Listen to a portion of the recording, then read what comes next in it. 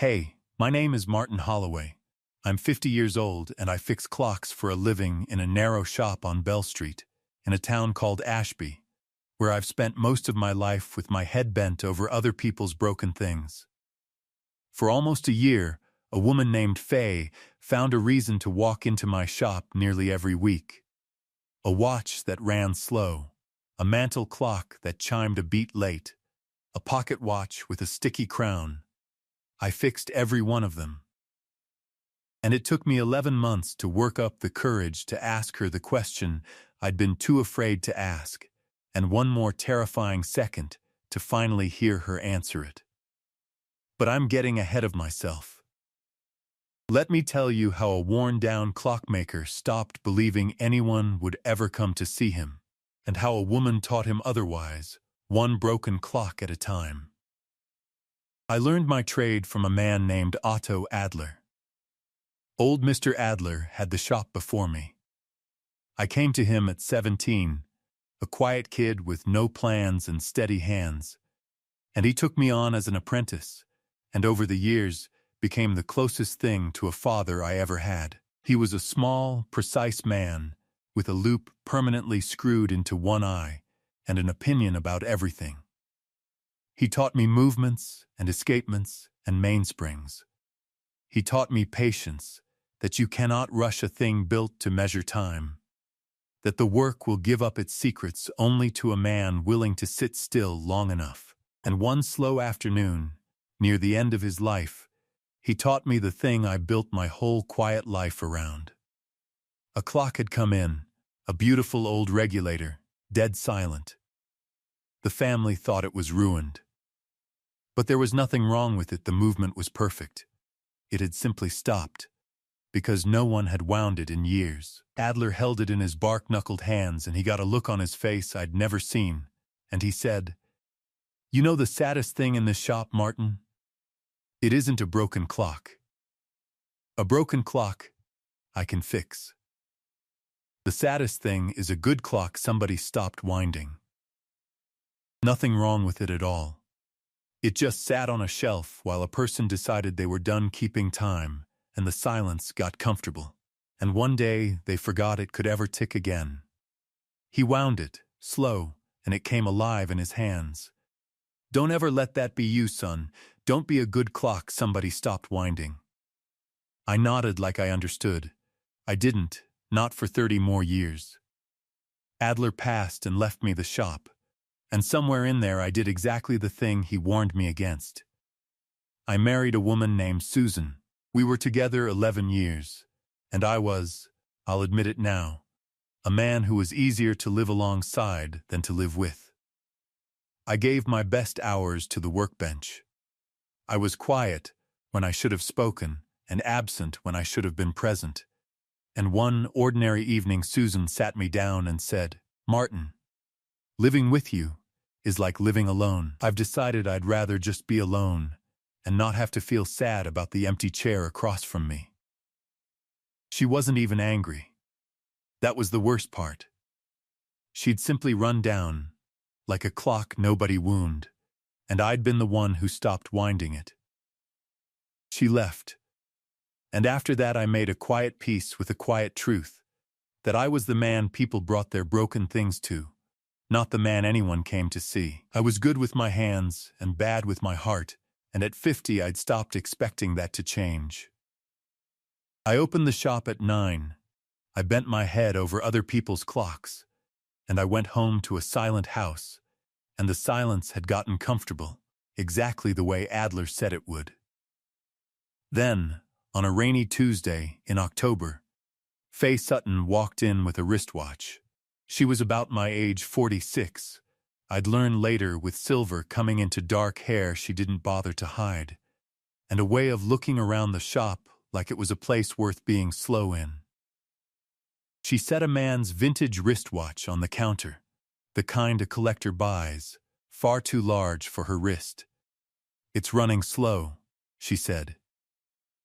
"Maybe 5 minutes a day. My husband always said you were the only person in 3 counties who could be trusted with a movement like this."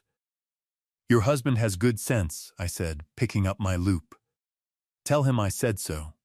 Something passed over her face. He passed away, she said. 2 years ago. This was his. She touched the watch, just for a second. I'd like it kept running, if you can. I felt like a fool. I'm sorry, I said. I shouldn't have, you couldn't have known. She gave a small, brave smile. Can you fix it? I could. It was a simple regulation, an hour's work. I told her to come back Thursday. She did, and I had it running true, and she held it to her ear and closed her eyes for a moment. And then she paid me and thanked me and left, and I thought that was the end of it. The way most things are the end of it. It was not the end of it. The next week she was back. A pocket watch this time. Also her late husband's Charlie had collected them, she explained, dozens over the years. This one wouldn't keep wound. I opened it up and found a worn mainspring, replaced it, told her Friday. She came Friday. We talked a little longer that time about Charlie's collection, about how she'd never understood the appeal until he was gone, and suddenly each one felt like a small machine still carrying a piece of him. The week after that, a carriage clock. The week after that, a watch with a cracked crystal. The week after that, a clock that chimed a beat off. By the new year, Faye Sutton was coming into my shop nearly every week, always with one of Charlie's pieces, always with something that needed my hands. I remember the visits the way you remember the good years of your life, in pieces, in light. There was the afternoon she brought a small brass carriage clock and stayed 2 hours while I worked, perched on the stool across the bench, asking me what each tool did. I showed her the loop, the tweezers fine as eyelashes, the little brushes. I let her look through the loop at a balance wheel, and she gasped, actually gasped at the tiny world of it, the jeweled pivots, the hairspring breathing in and out. It's like a heartbeat, she said, and I said, that's exactly what it is. A clock is just a machine for keeping a heartbeat after the heart's gone.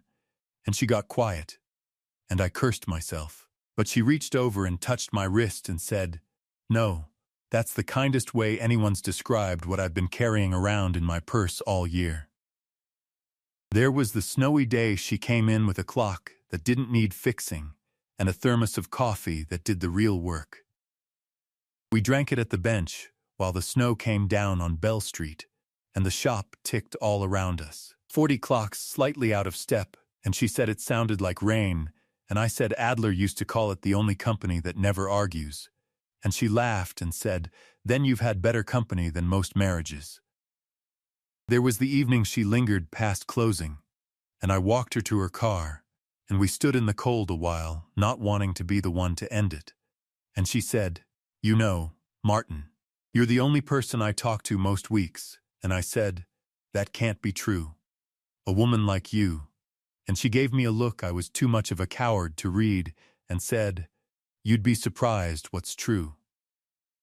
I replayed that look for a week. And then I told myself I'd imagined it, because imagining it was safer than the alternative. And I will tell you the truth, those visits became the brightest thing in my life. And I never once let myself believe they were about me. How could they be? I was a 50-year-old clockmaker with a bad back and a quiet house, and a wife who'd left because living with me was like living alone. Faye was warm and lovely, and she lit up my dim little shop like a window thrown open. A woman like that doesn't drive across town every week for a man like me. She was grieving. She was lonely. The shop was a refuge, and I was the keeper of her husband's clocks, and that was a fine thing to be, a fine, safe, painless thing to be, and I told myself, sternly, every single week, not to hope for 1 inch more than that. But here's what I noticed. Slowly, the way you notice a clock running fast a few seconds at a time, until one day you realize it's an hour ahead. The watches weren't always broken. The first few were, sure, but by spring I'd open up whatever she'd brought me, and half the time the movement was fine. A watch that ran slow kept perfect time on my bench.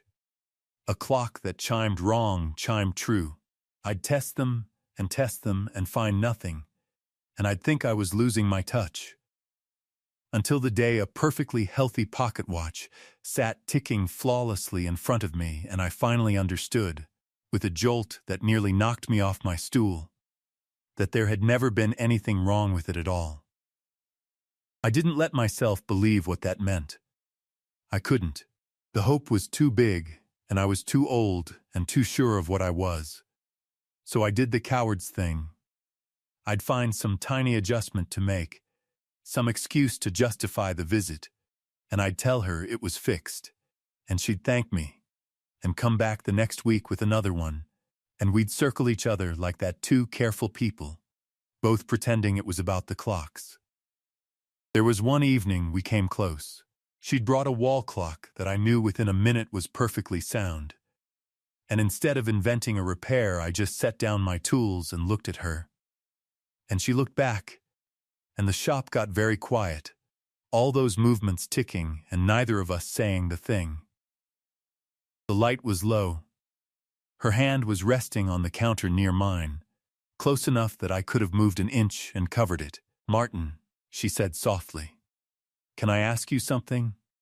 And my heart went up into my throat, because I thought, this is it. She's going to say it, and then I'll have to be brave, and I was so unready for it, so certain I'd ruin it, that I did the worst thing a man can do. I flinched. I picked my loop back up and bent over the clock and said, "Of course, but let me just get this regulated for you first." And I felt the moment close, like a case snapping shut. She didn't ask her question. She watched me hide in the work, and after a while she said, "Never mind, it'll keep." And she gathered her clock and left a little early that night, and I sat at my bench afterward and called myself every kind of fool, because I'd had the door open and I'd shut it out of fear. I think that flinch is why she disappeared, a few weeks later. I think I'd finally made her believe a man like me would never reach back.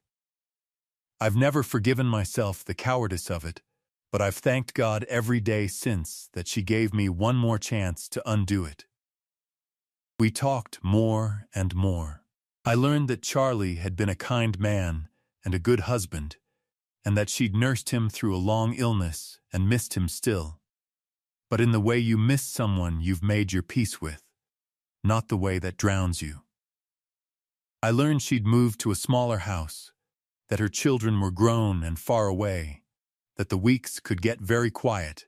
I told her things I'd never told anyone about Adler, about Susan, about the silent house. I'd never been a talker. With Faye, I couldn't seem to stop. And every Thursday or Friday, when she'd leave, the shop would go dim again, and I'd sit at my bench and wind the clocks for the night, and feel sharp and ridiculous. The size of how much I wanted her to come back. Then, in early summer, she stopped coming.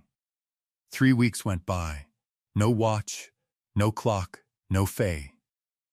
And I discovered exactly how comfortable that comfortable silence really wasn't anymore. I'd look up every time the bell over the door rang, and it was never her, and the disappointment was so much larger than any reasonable man should feel over a customer.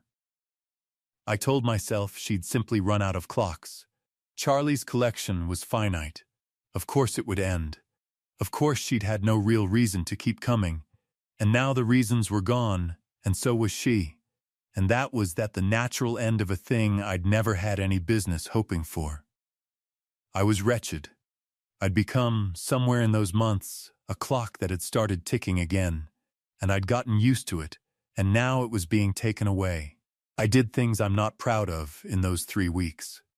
One evening I drove past the address on her repair tickets, just drove past, slow, like a foolish boy, and saw her kitchen light on, and didn't stop. Because what would I have said?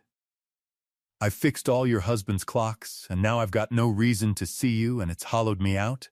I drove home and sat in my own dark kitchen and looked at the empty chair across the table. The one Susan used to fill. The one I'd told myself for years I didn't mind. I minded.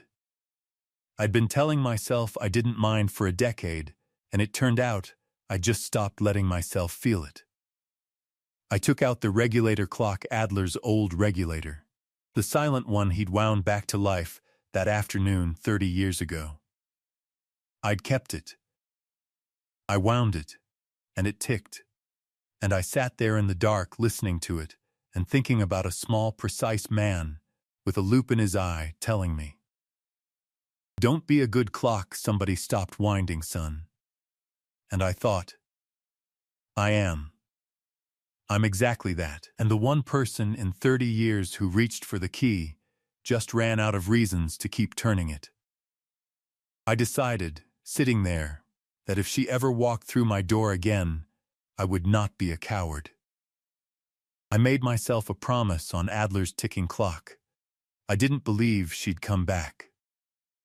But I made the promise anyway, because a man has to keep one or two. On the 4th week, the bell rang, and it was her. She had a watch in her hand. And the moment she set it on the counter, I knew the way you know your own trade in your bones, that there was absolutely nothing wrong with it. It was a simple, common watch, ticking away, keeping perfect time, no collector's piece at all. I'd have bet the shop it had never needed a thing. "It's running slow," Faye said. But she said it the way you read a line you don't quite believe, and there was color rising in her cheeks, and she couldn't quite meet my eyes. And I looked at this watch that wasn't broken, brought to me by a woman who'd been bringing me things that weren't broken for months, after 3 weeks away, that had nearly undone me, and for the first time in 30 years. Since the day Adler wound that silent regulator in his hands, I decided to be brave instead of safe. I didn't pick up my loop. "Faye," I said. My voice wasn't steady. "Can I ask you something? And you don't have to answer. But I've been a coward about it for the better part of a year, and I'm too old to keep being one." She went very still. "All right," she said. "Why do you always find an excuse to see me?" The shop went quiet except for the ticking of 40 clocks, all of them keeping time, all of them alive. Faye's cheeks went fully pink, and she looked down at the watch on the counter. And then she looked up at me, and there was something in her eyes that was half terrified and half relieved, the way you'd feel finally setting down something you'd carried too long. "Martin Holloway," she said softly, "do you really need me to answer?" And the whole world, which had been running slow for 30 years, came up to time all at once. "No," I said. "No, I suppose I don't. But I had to be sure, the way you double-check a movement before you close the case. Because I'd been wrong about myself for so long. But I'd like to hear it anyway. I've spent my whole life certain I was the man people brought their broken things to. Not the man anyone came for. I need to hear you say it, or I won't believe it's real." Faye reached across the counter and put her hand over mine over the bark-knuckled, clock-stained hands that had fixed 100 of her excuses, and she pressed down. "Once, the first watch was real," she said. "Charlie's. It really did run slow, and you really were the only one I trusted with it." Her voice trembled. "But you were kind to me, in a quiet way I hadn't felt in years. You didn't flinch when I cried over a pocket watch. You remembered things I'd said, and I started looking forward to Thursdays more than anything else in my week, and I was so ashamed of it and so afraid that I kept inventing reasons. One more clock. One more watch. As long as something was broken, I had a reason to come. And I didn't have to admit that the reason had stopped being the clocks a long time ago." She laughed, wet and embarrassed. "I ran out of Charlie's collection 3 weeks ago. That's why I disappeared. I sat in my house for 3 weeks trying to talk myself out of it, telling myself a man like you would never, And then I bought a $10 watch at the drugstore this morning and broke nothing on it and drove over here. Because I couldn't stay away one more day. She wiped her eyes. So no, Martin, there's nothing wrong with that watch. There's never been anything wrong with most of them. The only thing that was broken was me, walking around pretending I didn't want to see you. I came around the counter. I'm not a man who knows what to do with his hands when they're not holding a tool. But I held hers, both of them, in the middle of my dim little shop with all the clocks ticking around us. I had a teacher once, I said. Old Mr. Adler. He told me the saddest thing in this shop isn't a broken clock. It's a good clock. Somebody stopped winding, nothing wrong with it. It just sat on a shelf until a person decided they were done keeping time. My voice cracked. I've been that clock for 30 years, Faye. I let Susan leave and I decided that was the truth about me. And I sat in this shop and stopped winding myself. And I'd have sat here till I died. I lifted her hands. And then a woman started coming in every week with things that weren't broken. And I didn't have the courage to see it. Because the hoping hurt too much. You've been winding me since October. I just didn't believe a stopped clock could tick again. She was crying and smiling at once. It can, she said. It's ticking right now. I can practically hear it.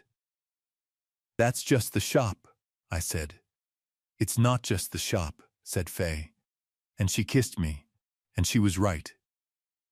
It wasn't just the shop. We took it slow after that, which, for two careful people in their late 40s and 50s, is the only speed there is, and exactly the right one. Our first real dinner, I cooked, which I hadn't done for another person in 10 years.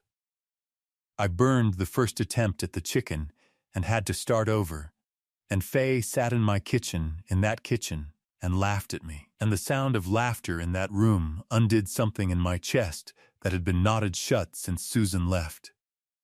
When we finally sat down to eat, Faye was in the chair across the table.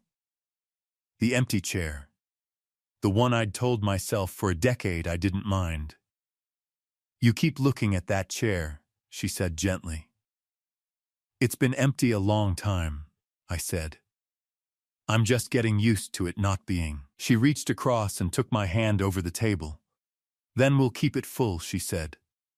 That's the whole job, isn't it? You taught me that. You have to keep winding the thing, every day, even when you're tired.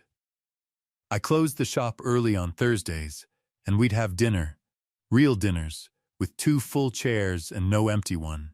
I learned her quiet, the way I'd learned 100 movements patiently. Completely, until I could read her by the smallest thing. She brought light into the silent house. I stopped being a man who was easier to live alongside than to live with, because I finally understood at 50 what Susan had needed and I'd been too stopped up to give, that you have to wind the people you love, every day, even when you're tired, especially then. One evening, months in, Faye asked me if I felt strange about Charlie's clocks, about loving a woman who still kept her husband's collection running. I told her the truth that I didn't, that a man who'd loved her well enough to leave her 100 small ticking pieces of himself had good taste, and that I intended to keep every one of them wound for as long as I had hands. She cried a little at that. Charlie would have liked you, she said. He'd have brought you all his watches. He'd have invented excuses too. And we both laughed, because of course he would have. We married the following spring in the small church on the corner, with the few people who mattered, and the shop closed for the only full day it's been closed in 20 years. Faye wore pale blue. She said she'd done white once, for a good man she'd loved and lost, and that this was something new, and new things deserved their own color. Charlie's collection sits in a glass case in our home now, every piece running, every one of them wound. I keep them all alive, It's the least I can do for the man whose watches gave a frightened woman a reason to keep walking into my shop until I was brave enough to ask her why. That $10 drugstore watched the one with nothing wrong with it. The one she broke nothing on and brought me anyway sits on my workbench to this day. I never fixed it. There was nothing to fix. I keep it where I can see it, ticking away, perfect, useless, the most valuable thing in the shop. Customers ask about it sometimes. I tell them it's the one clock I'll never repair. Because it was never broken, it was just somebody's excuse to come back, and excuses like that are too precious to take apart. We're 3 years married now. Faye comes into the shop most afternoons still. Though she doesn't bother bringing a clock anymore, she just brings the coffee and sits on the stool across the bench, and we work through the quiet together. Two slightly out-of-step people keeping time. The regular customers all know her. The new ones assume she's worked here for years, the way she belongs to the place. Adler's old regulator hangs on the wall above my bench where I can hear it, wound every morning, never silent again. Some evenings I catch Faye looking at it, and I know she knows the whole story of that clock and what it has to do with us. For a long time I thought this was a story about a woman who kept inventing reasons to see a man too blind to notice. But that wasn't the story. The story is that two people who'd both decided they were done a widow, who'd made her peace with quiet, and a clockmaker who'd stopped winding himself 30 years before, found each other one broken clock at a time. And were both too frightened of hoping to say a single true word, until one of us finally was. She knew the answer when she carried that first watch through my door. I knew it when I opened a flawless movement and found nothing wrong.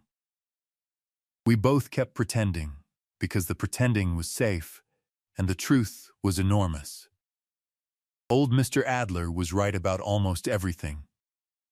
He was right that you can fix a broken clock, but not a good one somebody stopped winding, not from the outside. Anyway, what he never told me, because I think he hoped I'd find out for myself, is that sometimes a stopped clock gets a second chance.